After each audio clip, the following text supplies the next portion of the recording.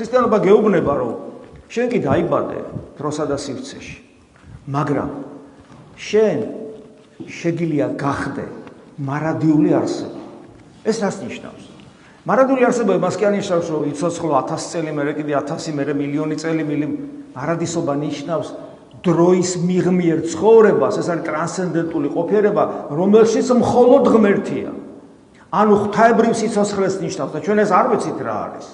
ამის გამოცდილება ადამიანს არ აქვს. შენ ხარ იმის მსგავსი, ვინც გალაქტიკები შექმნა.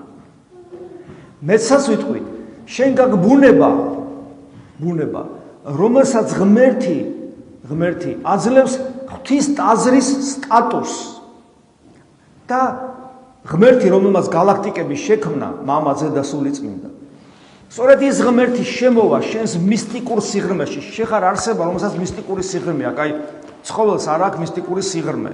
ცხოველი არის სამგანზომილებიანი სხეული აქვს, ხო? სიგრძე, სიგანე და სიღრმე და მორჩა.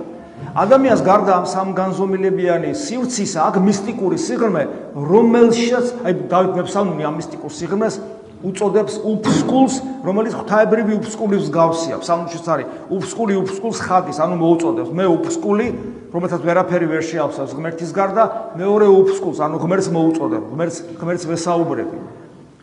და აი ეს მისტიკური სიღრმე ისეთი აქვს ადამიანს, რომ მასში მკვიდრდება სამყარო შემოქმედი მამაძე და სულიწმინდა. ეს გამოცხადებით სახარებაში გვაქვს ეს.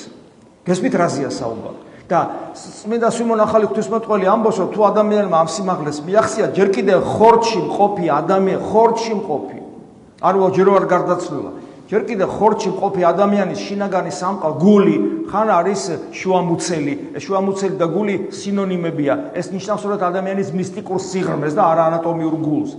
და აი ეს მისტიკური სიღრმეში როცა მკვიდრდება ღმერთი და სვიმონ ახალი ღვთისმეტყველი ამბობს, ასეთი ადამიანის გული და ზეცა არ განსხვავდება ერთმანეთისაგან, იმიტომ რომ იქაც და აქაც ყოვლადწმინდა სამება ღმერთი მკვიდრობს. გესმით რა შეასახა?